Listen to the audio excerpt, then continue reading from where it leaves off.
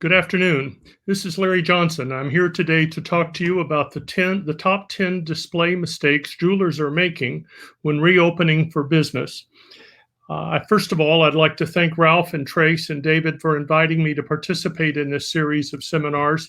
Obviously, it's a difficult time for everyone in our industry, and I'm hoping that I'm going to be able to offer you some suggestions that might improve your chances of success and maximizing your business once we get back open for business.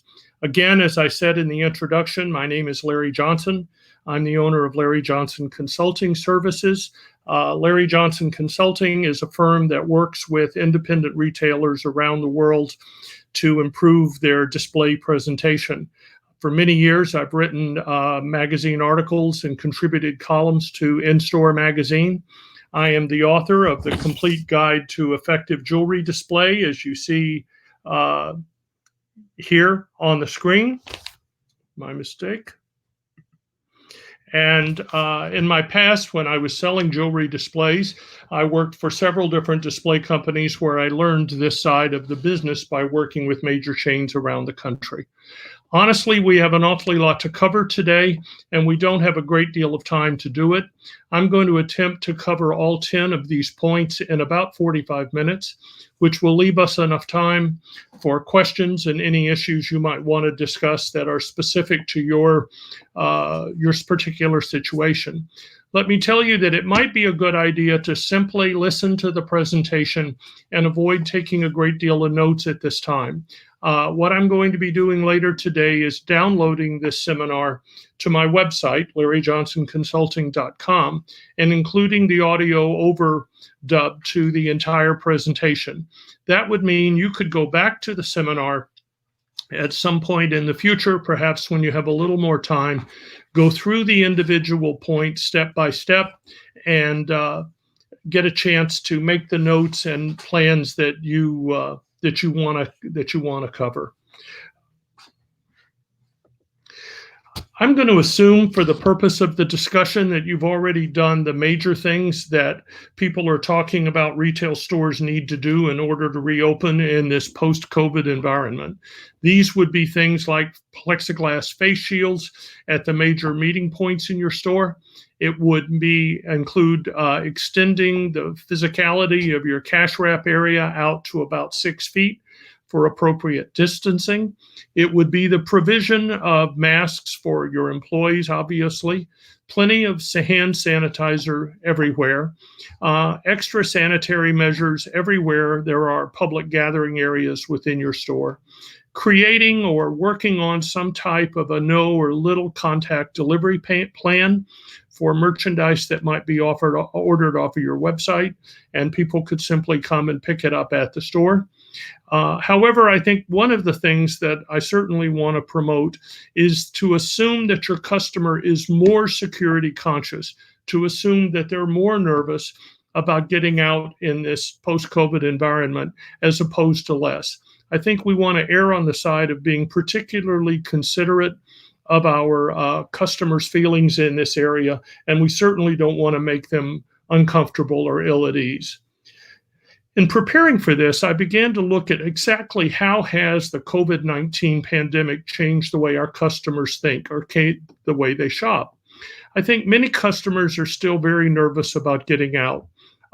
They've been home, cooped up for a couple of months or employed under difficult circumstances for a couple of months, and I think many are still nervous about getting out and beginning shopping again.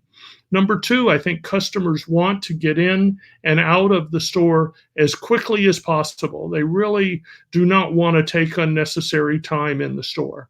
Number three, I think they've been shopping. Obviously, everyone tells us they've been shopping more and more online. And when you shop online, you certainly have the ability to get more information in great detail and reviews and dimensions and everything else about the purchases that you make.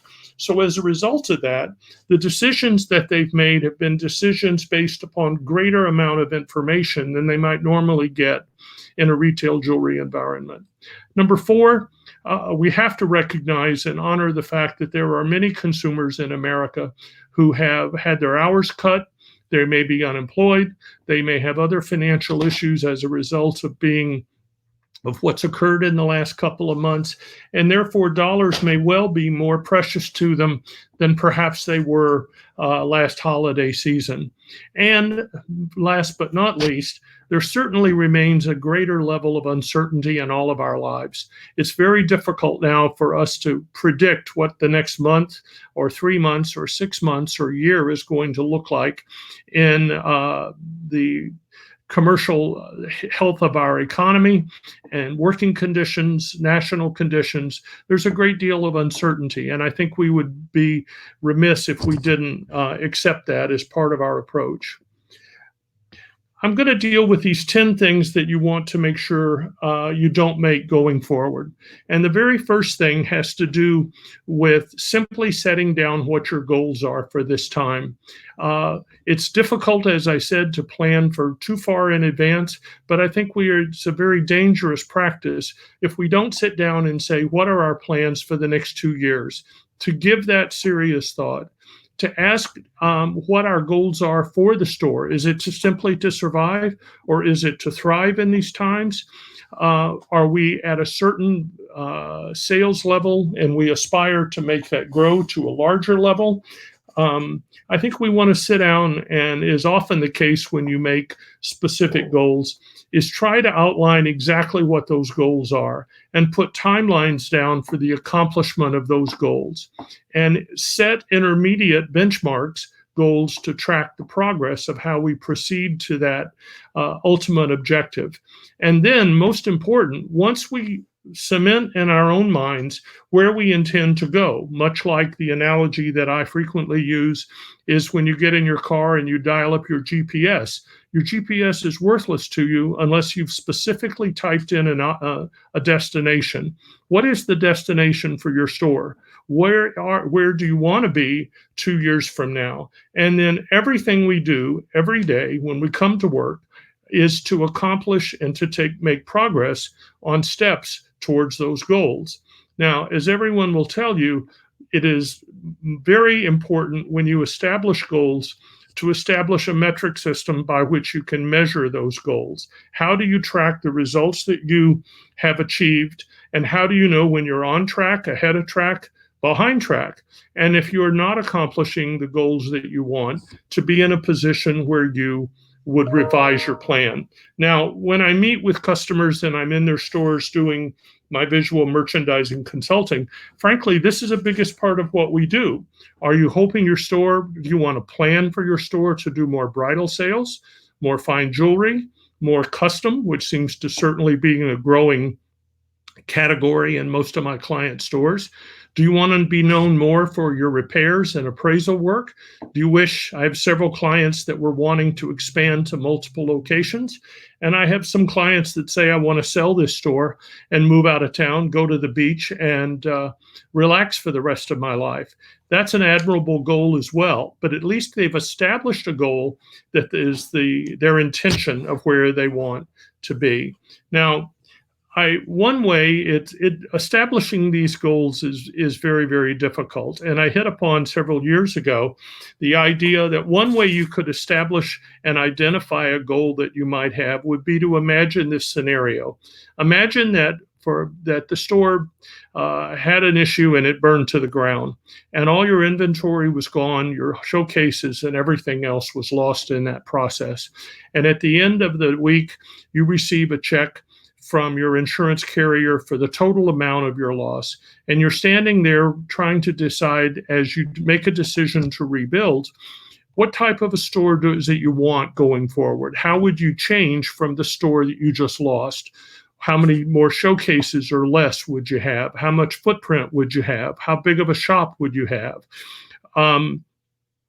What else? What would that new store look like? What merchandise would you carry? Would you have turned around in the new store and bought exactly the same items that you had in inventory in the store that burned to the ground?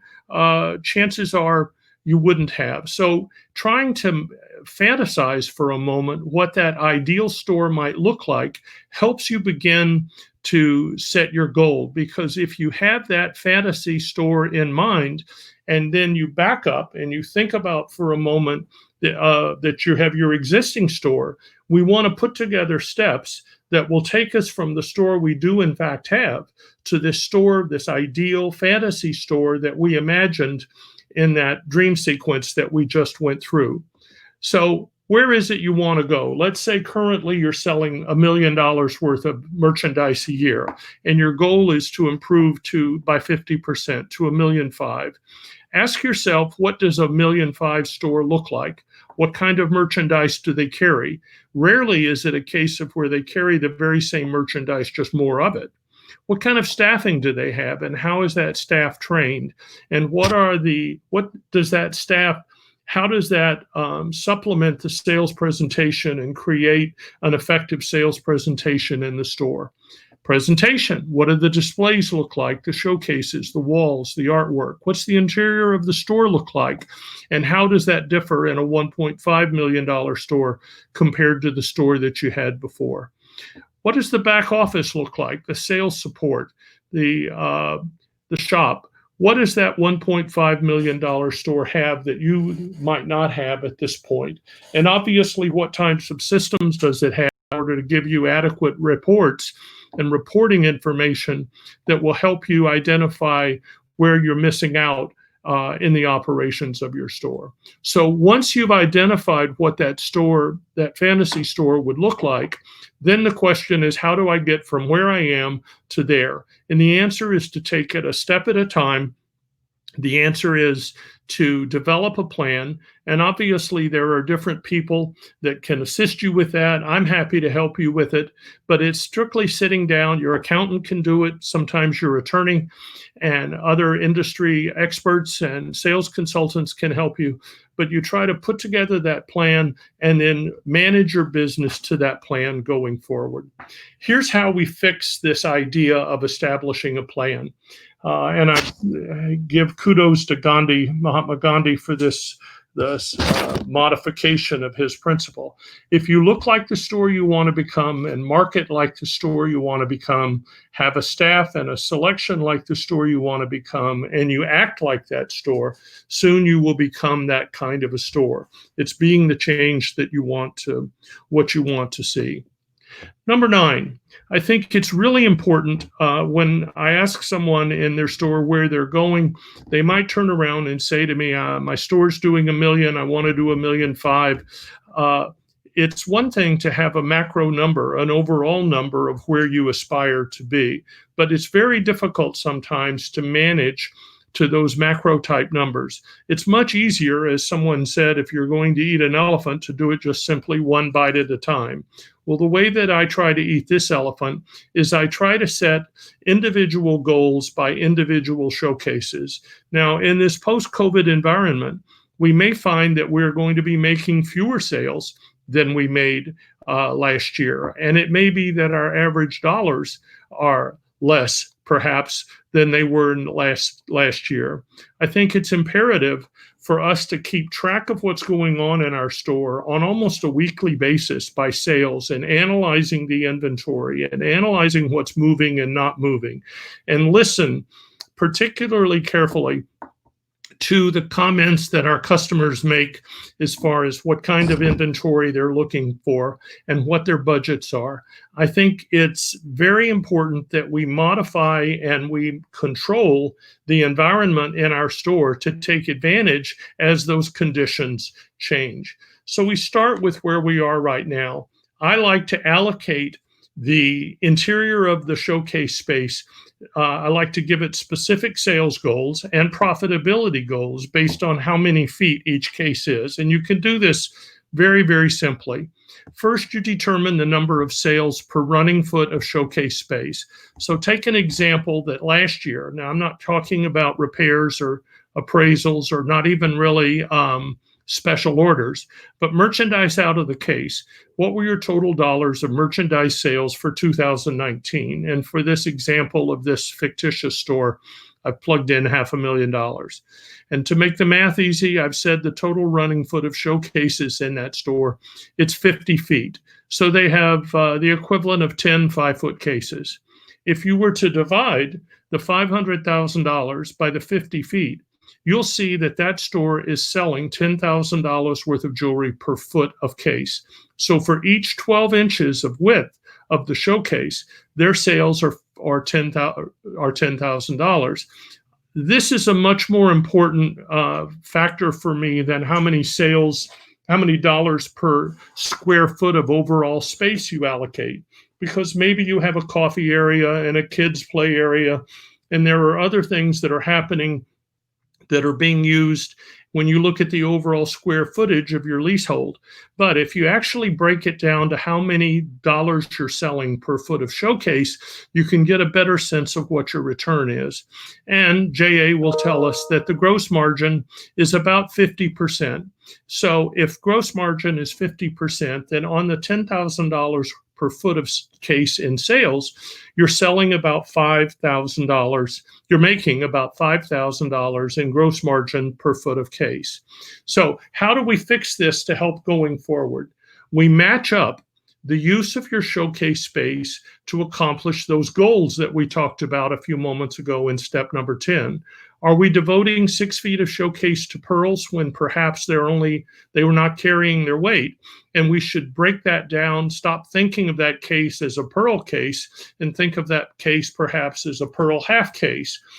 How much space do we give to watches? And are they carrying their weight if I need $5,000 per running foot now of gross margin? Now, obviously, watches in some of these categories are traffic builders, and you're not expecting them to generate as much sales per running foot as you would get from solitaires or diamonds, diamond fashion, or something else.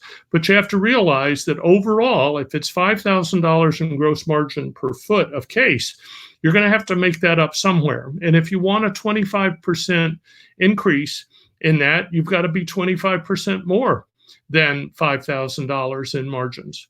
Now, I find that if you then analyze how you've allocated your space in the case, and you increase your sales by 20% of the per foot of case, and you do that in every case, then obviously you increase your store sales by 20%. Number 8, not emphasizing the pieces that you want most to sell. It's back to this concept of intention. If someone walks in your store, are you really saying that you don't care which piece in a given showcase your customer actually buys from you? I'm sure that's not the case. Let's try this experiment. I walk into your store, and it's a unique situation. I walk up to one case, diamond fashion. I drop my credit card down, and I say that I'll buy anything you want in that showcase. Just tell me what piece it is. I don't care. Pull it out of the case and ring it up. What piece would you sell me? Would you sell me a piece that you had since the Carter administration, or would you sell me a piece that had the highest selling price or the greatest profit? I don't know. But if you've had that intention, and if it's premeditated when you laid that showcase out to guide me towards the pieces that you want most to sell, you'd know exactly where to go to answer that question.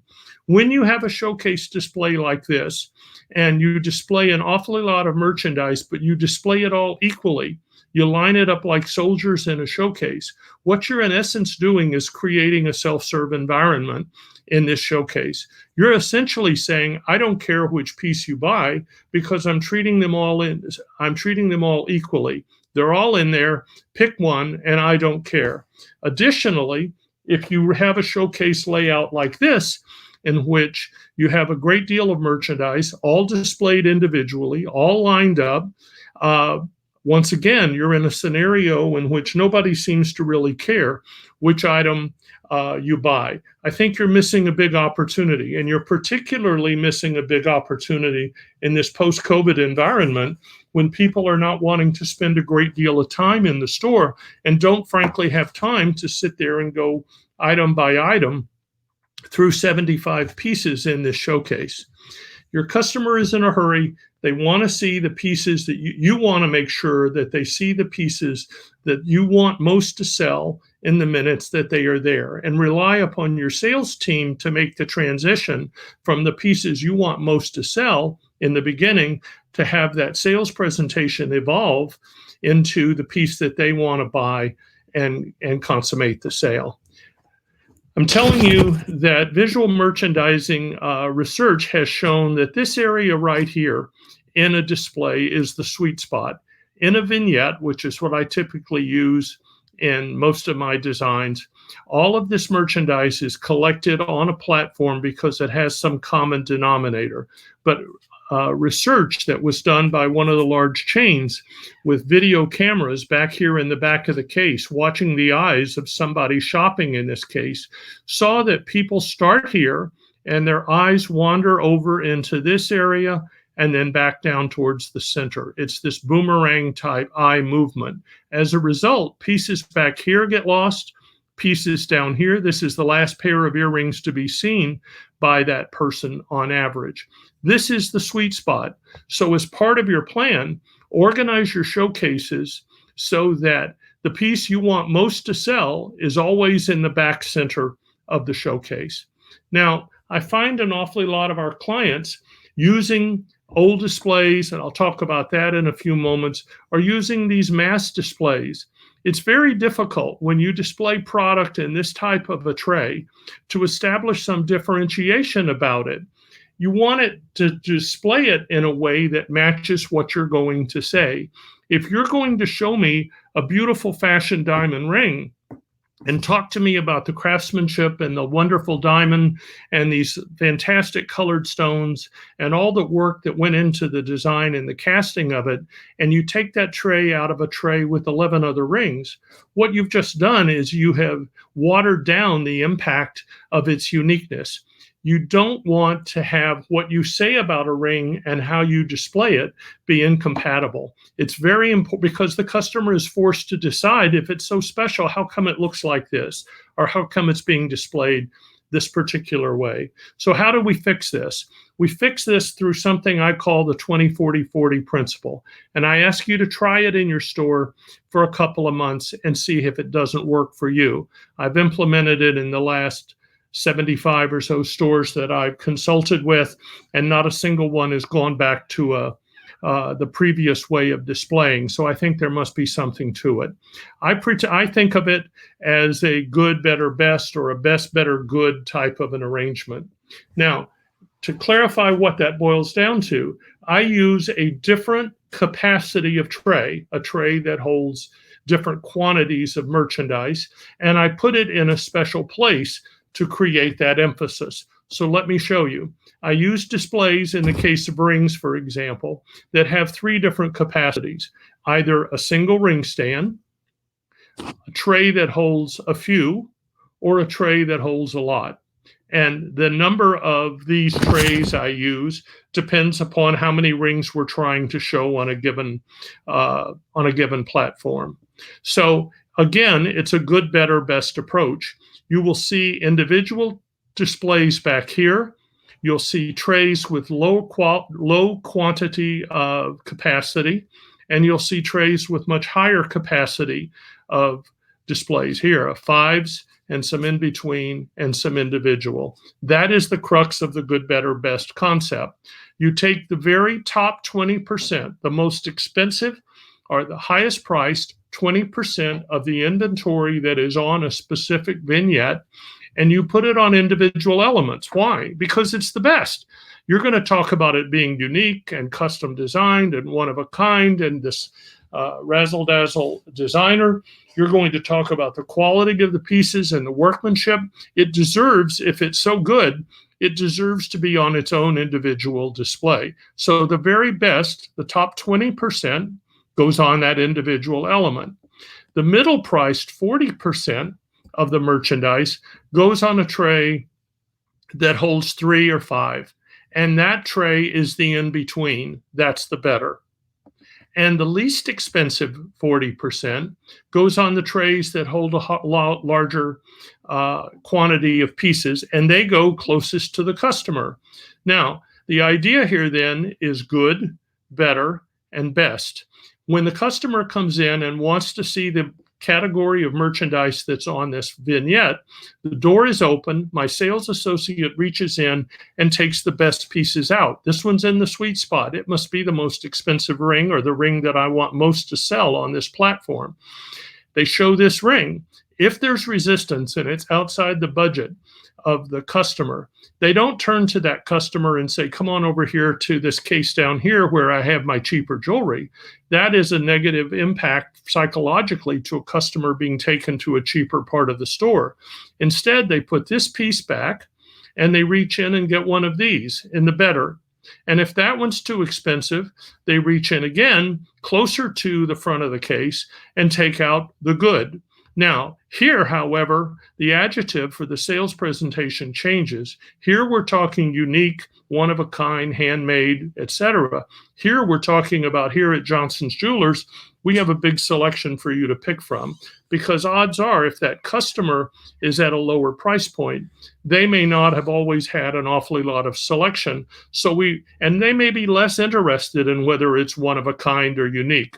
They may be more interested in, I've got 12 rings here that are all in my price range from which I can choose. So we end up with this type of here's a colored stone ring platform. Good in the back. And as you can see, I've augmented the concept a step or two further. These are all the best pieces. This is the sweet spot.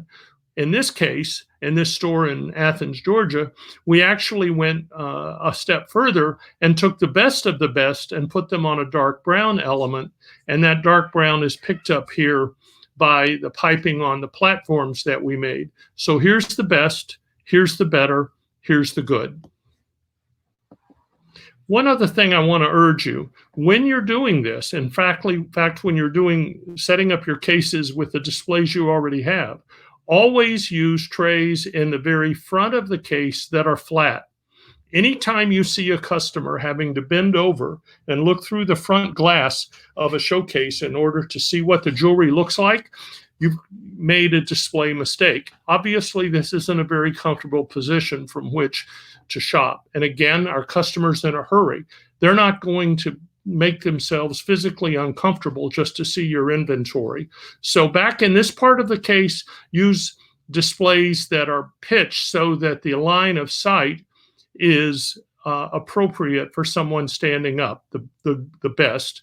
And the better you can get away with trays that are pitched. But in the front, when you're dealing with the good category of merchandise, these rings or pendants need to be seen down from the top. So if we do that, again, here's an example of a bridal category showcase with the good, better, and best. And this is done very well for this client. Number 7, not using signage in your cases. Unfortunately, I think sometimes we believe that all of our customers are good listeners. And my concern is, are we willing to lose the sale in order to find out? I've been making this presentation thus far, and no, it's not an empty slide. It's a slide that's empty to prove a point. You've been looking at examples and reading the words that I've been saying to you, and therefore you've not only been seeing with your eyes and hearing, but you've been using 2 different senses in order to retain and remember what I'm doing in this presentation. When you do not have adequate signage in your showcases, you're believing or you're forcing your client to get all of their information through their ears. I can promise you that you will find that your client will believe, understand, and retain more of what you say when they both read and listen to what your sales presentation contains. Now, I will tell you again, because the customer is going to, in this post-COVID world, is going to be a little bit more nervous about being in a public retail environment. And your customer may be a little less willing to listen as closely as they did 4 months ago, because now there's some guy behind them that's sneezing or coughing, and it's a much bigger deal. All the more reason to have adequate signage in your showcase to reinforce the points. So here's how we fix this. We add nice signage to communicate the major selling features that you offer your customers. We add signage to create dynamism and enthusiasm and a sense of constant change in your store. And I'm going to show you a couple of examples. We add signage to underscore the major points of your sales presentation. We get to the point with the signs. We make certain that our signs communicate the emotional triggers that motivate someone to buy, and that we don't get carried away with a lot of other information. And speaking of that, we get rid of all the signage in the store that detracts from or complicates the sale. If you have a picture, or not a picture, but if you have a sign or a charity event placard or a countertop item that is not contributing to helping us accomplish those goals, it needs to go away. And I was in a store the other day where they had 11 certificates on the wall. I don't know whether 11 diplomas gives me a greater sense that you know what you're doing, or if there had been half a dozen examples of photographs of beautiful pieces that had been created, would that have done a better job? I don't know, but it's worth asking that question. Let me go back to this point. With the unemployment situation and the dire financial situation that some Americans are in, if that's really affecting our store, then for us to be effective in selling them jewelry, which is certainly not food, clothing, or shelter, we have to make certain that we make it easier for our customer to buy, and we need to make certain that the customer knows that we're an affordable option, that you may not be able to afford that very nice, expensive diamond ring, fashion ring right now, but we have something else that's also very beautiful, that's available at a more affordable option. An example of that is my friends at Cracker Barrel, who have a billboard that says 30 meals for $8.99 or less. What does this accomplish? This accomplishes telling the people who drive by on this highway that I can stop at Cracker Barrel and find plenty to choose from at an affordable price. So ask yourself the question, if this was your billboard and you could say, how many pieces does your store have that are under $299 or $199? Would we find people who have a propensity for not necessarily going into quote unquote fine jewelry stores, if they knew all these things, these items were available within their budgeted range, would they have a higher chance of having them come into the store? One of the other things that helps in this area, I never use the little signs that go in the showcase that say, we offer financing, because it doesn't say anything. What I would rather do is I would much rather have a sign like this in the showcase that identifies that if you buy an item that's $1,000, it's going to be $84 a month. If you buy something that's $1,500, it's here. If I buy something that's $1,275, it's going to be about halfway in between these two payments. Being able to give your customer an idea of what the monthly payment would be without you having to get up from the counter when they ask you what's the price per month of this solitaire, instead of going back and getting your book and beating your calculator and losing the momentum of the sale while you're calculating it. Oh, gee, that's a little more than I wanted to spend. How about on this one? How much is this one a month? You don't have to do that if you have a sign like this, because you can simply look down, approximate and interpolate between a couple of numbers and pull the number off of here. You make sure that you want to train your staff to offer that larger diamond and deal with it as how much it is per month. I'm an IJO supplier, and some of the IJO members will get on our chat room and will complain about how in the world could somebody buy this piece of jewelry at a big box store in the mall, and it's not very good quality, and I don't understand why people buy this stuff. They buy this stuff because 60% of their sales are financed with in-store financing. They're really selling financing more than they're selling jewelry. They're making it easier for that young couple to buy than some of their competitors, which I guess is you, might be doing. So having your sales team get over any hesitancy they might have to talk payments and talk about how much it is per month for a larger sale may make it easier for your sales staff to increase their sales. This is an example. This is at a Lowe's down the street from us. Make it yours, no credit needed, $79 initial payment. I'm just wondering, in much the same spirit, whether or not if we had a sign that showed with a dot or somehow identified in the showcases every piece that's in your store that I could buy for $79 a month. Whether or not that would motivate people to look at your showcases differently. One big thing here. Don't waste a sign opportunity on boring specifications. In some of my longer seminars, I get into trying to get jewelers to stop thinking like jewelers and start thinking like consumers. We get so jaded by having our hands on diamonds all day long and dealing with gold and all these precious things that we forget they are the things of dreams and aspirations of many of our customers.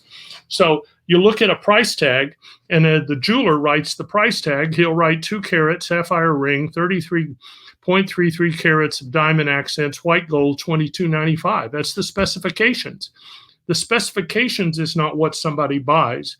You don't buy a red convertible because of what size the tires are and how many speeds the transmission has. You buy it because of the feeling that it gives you and what it does emotionally for you. So change that tag to talk about a spectacular sapphire and diamond ring that will attract attention and comments at the office, the gym, or with blue jeans on a Friday night for $189 a month. There's going to be plenty of time to talk about the size of the sapphire, to talk about the diamond accents, but all of that is academic if they don't fall in love with the image of themselves wearing that ring. So change your signage from being the specifications to how you're going to feel as a result of that. And I have some examples of great copywriting that will make that a little easier for you as you go back through looking at your signage and your cases. This is something that's been very productive for us. It's a $89 easel with a whiteboard and some markers, and it's what's new. It's putting it near the door of your store, listing on there new items as they come in, and it prompts the customer to say, hey, let me see the tanzanite yellow gold diamond ring.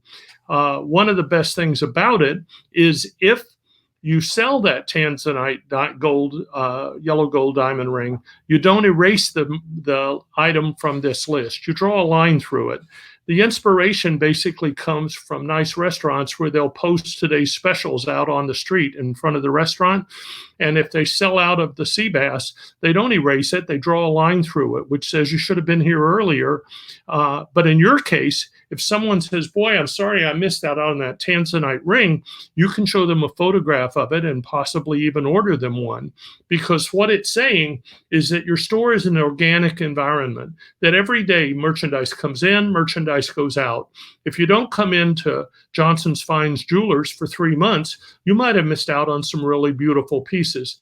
This is saying that we're constantly evolving, and that's what you want to be. You don't want to be a store where it's the same old stuff every day. I'm a big believer in incorporating the name of your store into your showcases. This was much more critical back in the days when people were writing checks. I'm sorry, what's the name of your store again? As they're writing out the check. Well, if they don't remember the name of your store when they're there buying something, they're not going to remember the name of your store the next day when they're at the office and somebody says, boy, that's a beautiful bracelet. Where did you get it? Oh, I don't know. It's down there on 5th and Main Street. And making sure you build your brand is very, very important. And these little acrylic signs we did are perfect for that. Another aspect of it, this happened actually from a Dallas ladies lingerie shop in which they talk about some of their favorite things. It's building that bond, a consultative sale between the salespeople and saying, let me see this, that, snuggly fleece tops or whatever. And it just gives some authentication to the taste of the customer and involves the salespeople in that discussion, gives them something to start talking about. AGTA does some great little signs for colored stones that I like. A client of mine down in Louisiana takes photographs of his couples when they get engaged and puts a little story about it and the actual rings they bought. And in a town of 100,000 people, people are saying, Wow, I know that couple. I went to school with her. I go to church with them, whichever, and it's better, quite frankly, than a Yelp rating. Back to Lowe's, a deal of the day. Frequently, we'll put in a deal of the month in a store and take some piece of jewelry, put it in at list price, and then take 10%, 5% off the price every Monday till it sales. Amazing the traffic that comes over. This is a great option for you. My son actually runs this business for us. It's called mystoremonitor.com, and it's a slideshow of about 100 slides that changes every month and can emphasize services and merchandise you actually own in your showcases, in your on your TV screen in your store. It's a lot better than running a loop of 5 ring mountings from some vendor. It's quite a bargain at under $100 a month with a completely new show every month. But you'll see examples of slides with diamond clarity, price pointed, and down here you can see obviously they're personalized with your name on them. And once again, here's a happy couple in front of the store sign with their name that bought their engagement ring there at the store. Check out that website or give me a call. I'll be happy to introduce you to Eric and that product. Number 6, not organizing your showcases to match how your customer shops. Some jewelers seem to make it so difficult for their customers to buy and their store staff in order to sell. So the question is, do you organize your closet by the store from which you bought your clothes? Do you have the Brooks Brothers stuff on this shelf and the Nordstrom stuff on this shelf and the LL Bean stuff on this shelf? Well, probably not. So if you want to drive your customer crazy and send them down the street to your competitor and cut the closing ratio of your sales team by about a third, then keep doing it that way. What I suggest instead, well, this is an example of a store. A couple comes in looking for a halo. Well, I have halos from this manufacturer, that manufacturer. Those are over there. And the ones that are from a designer that you've never heard of are over there. And our store brand halos are over there. And the ones that we bought off the street are in the estate case over there. And if you don't see anything you like, I've got alloy pieces in those displays over there that have halos. And if that doesn't work, I'll make you anything you want. We make it so difficult for our customer to tell us to make a decision because we give them so many choices. So I suggest that you do not organize your jewelry by the vendor from whom you bought it unless that vendor is a nationally known advertised brand that people actually ask for, and that there aren't that many of those. There's Forever Mark and there's Hearts on Fire and probably Gabriel, but there aren't that many that are nationally recognized. People are in that store because of your brand. So what I suggest instead is that you put your halos either in a case, if you have that many, or if you don't have that much of a selection, divide your bridal down between solitaires, halos, multi-stone, and maybe sets. By doing so, you will, when that customer comes in to buy a bridal piece, you ask them what style. That's your sales presentation. What style did you have in mind? When they say solitaires, you go to the solitaire case and it's set up in a good, better, best arrangement, and you don't have to move them around, and they're there because they're in your store and you can avoid unnecessary aspects of the conversation. This applies as well in color.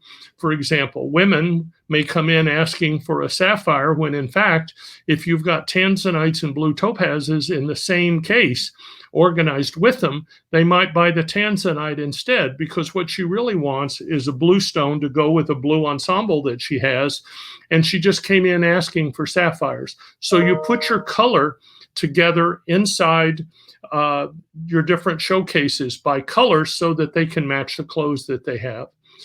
Here, if you're going to listen to one thing intently, this is the thing I would ask you to give a particular consideration to. Stop making your stud earrings sales so difficult. Stop making your salespeople take the tags off of 15 pair of earrings to help the customer decide what they want. Don't do this. If you have all these earrings in here, I'm going to have to, and I'm the sales associate helping you, I'm going to have to lift out every pad out of the, whatever it is, 15 or 18 tray in here to tell you what the weight is, to tell you what the price is, what the quality of diamonds is. It's going to take forever, and you're not going to remember what I said about pad number 2 when I'm dealing with pad number 15. So in the same sense, if you organize your diamond ear studs like this and these horrible slides that come up here, exactly what is the difference between this pair and this pair? Oh, it's size difference. Okay, well, how much? Now you're taking this display element out and you're holding it on the top of the case, and I'm having a hard time understanding, and there's so many choices, I end up not buying because you made the whole process much too confusing. What I suggest you use instead are these program trays. I have a great vendor for these. I get them at an inexpensive price. I can help you with that. They end up with maybe good, better, and best quality, or princess, or different mountings, whichever. And it makes it easy. Here's the price, here's the size. If I look over here, I'm looking at the price and the size. One thing I never have fully understood, and we fixed it in this store, why are the big ones always on the bottom? Remember, this is the front of the case, which is less evident than the back. And if you want a different example, when you go in and order a margarita, you know very many people who say, give me a top shelf tequila or a bottom shelf tequila. Top is the best. And so consequently, putting the largest studs at the top and dropping down makes more sense than doing it this way. Does this work? Yes. One of my clients, we saw a nice 239% sales increase in diamond ear studs, and the only thing we changed was modifying the display. Number 5, hiding the good saleable stuff among the non-saleable stuff. As everyone will tell you, the merchandise that's still in your showcase after 12 months has a 90% chance of still being there in 5 years. I'm running a little bit out of time, so I'm going to go a little faster, but let me simply tell you that people will only look at about 4 or 6 items in a store before they make a decision about whether or not that store is right for them. And if you have your showcase full of used items in blind hope that someday someone's going to come in and buy that, maybe riding a unicorn, and buy that ring from you, you're wrong. Go back to Eileen McClellan's great article in January of 2015 in Instore with, I think, about 8 pages of how to get rid of old inventory. Take everything out of the showcase that's over a year or 18 months old, put it away, organize the rest of it into the logical groups, and find out how much better the merchandise sells. Number 4, trying to get by a little longer with old, ugly, and inefficient or free vendor displays. I can show you images of showcases where the displays are all different colors because, well, I needed a neck form and it was a black one, and so I used it. People are used to color meaning something in life. And if you have mismatched displays that lots of different colors and all kinds of different styles and out of style, you're going to eliminate the perception that this merchandise is worth what you're asking for it. When you put it on good matching displays, you reduce price resistance because the perceived value is greater. How do you fix that? You can redo the floorboards for $35. You can redo your bridal case first for about $750 for a 6-foot case with all new floorboards and displays. And that case has the highest return on investment of any of your showcases. Take the extra profit you make off of increased sales in bridal, and then you can begin to work on the next most profitable case, probably diamond fashion, and keep setting money aside until you're in a position to redo the entire store. I'm happy to help you with that if you'd like. Get some training for your staff. It's amazing to me, since there is a community college in virtually every town, and every community college runs a fashion merchandising class. Get somebody from your store to take a fashion merchandising class and learn about visual merchandising. You will let somebody without training organize your displays in your store because they like doing it, but I bet you wouldn't let that person set diamonds or appraise jewelry because they like doing it if they're not trained. Get them trained. Be happy to send you a copy of my book that gets into visual merchandising basics for $35 if you want, but get them some training one way or another instead of leaving it up to them just simply because they like doing it. Give yourself, number 3, give yourself a physical place on your floor to talk about custom so you can show and tell. Create a designated area of the store to talk about custom. Don't do it over the bridal case, setting, and occupy that space when on a Saturday afternoon when you've got couples that might be coming in to look at engagement rings. What I like to do is create a vignette like this. We hadn't done the sign when I shot this photo, but you'll see waxes, you'll see some loose stones, you'll see the tools of the trade, and combine this with talking about your custom capabilities on your store monitor. And now all of a sudden you've shown exactly what's involved, the art, the ability, the technique, the design ability in order to do custom work. And I like to do it on a table, a pub table, to make that, get it out of the way of the rest of the business being conducted in the store. You've got to integrate your online shopping experience. Remember, these customers, these post-COVID customers have been shopping online for the last couple of months. It's altered their buying habits. You need to go back, I would suggest, and look at your online shopping experience and find a way to bring that into your store environment. And stop selling like a cafeteria and start selling more like a restaurant. Have fewer choices, have better quality product, a better trained staff, and I say that twice because it's the most critical part of this. And if you do that, I think you will find higher sales and higher margins. Update your online shopping experience to make it specific. Offer your best sellers, show the prices, show the monthly payments, and educate your customer as to value.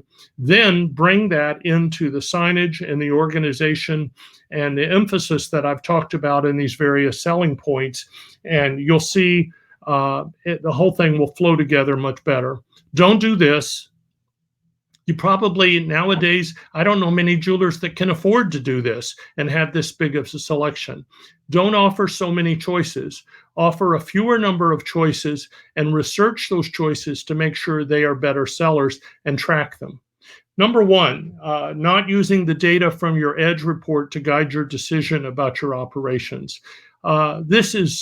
The next couple of months are certainly going to be unpredictable at best, and you need to know the specifics about your inventory, your price points, your margins, your aged inventory, where you've got holes in your selection, and 100 other things. And in the past, it might have been good enough for you to just go from your gut feeling of what's selling and what's not selling. But if you have one of these computer systems that you use to manage your store, you have all this data available to you in something called an inventory performance report by category. And I usually spend 2 or 3 hours poring over this report before I visit with a client in order to understand more about the store's operation. It'll talk about retail price points, how many they sold, how many days it took to sell them, the average sale, the average cost, how many pieces on average they had, the age of it, the investment, the profit, the gross margin, the markdown, everything is there. And this report allows you to know specifically what's going on in your store. It's a little bit like going in for your annual physical. You feel like you're doing just fine, and your doctor talks to you about your blood pressure and your cholesterol. He or she is giving you specific information about how your body is doing. Well, this Edge report does the same thing. It gives you specific information that you can then take the intention we talked about and apply it to making the store overall a better place. So you can look at that report, get an awfully lot of information from it, and end up with a store in which your space is allocated in accordance with where you want your store to go from both a sales and a profit perspective. I'm happy to speak with you over the phone for no charge to help answer some questions you might have as a result of that. I think we're going to do some of them here if we still have a little bit of time. You can see some of the specifics of this, and as I said, the PowerPoints by this time tomorrow will be on my website. Give me a call, set up a time, send me some photographs of your store, and I'll do my best to try to help you grow your business in these difficult times. This is an outline of our consulting capabilities and offers. Let's talk about that if you're interested. Obviously, the website I mentioned. Thank you for your time. That's my number. And I will exit this in an attempt to get back to Ralph.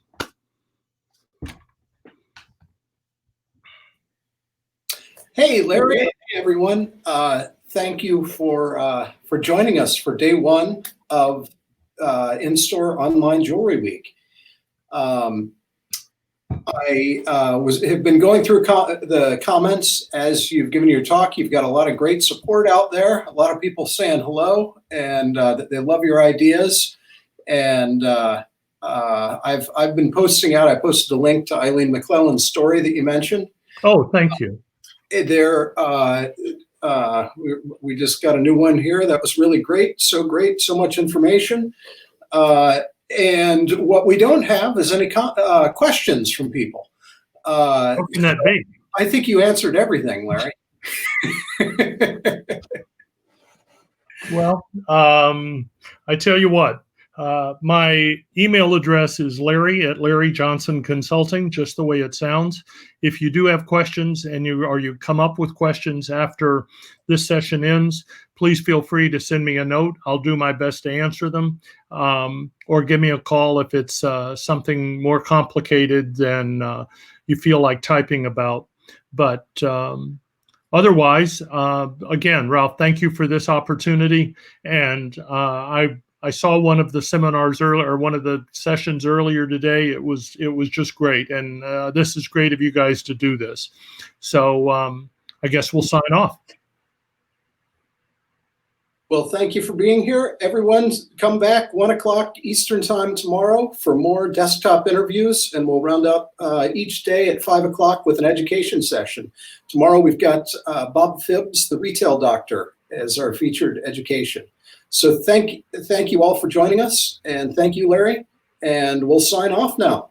Thanks again, Rob. Bye-bye.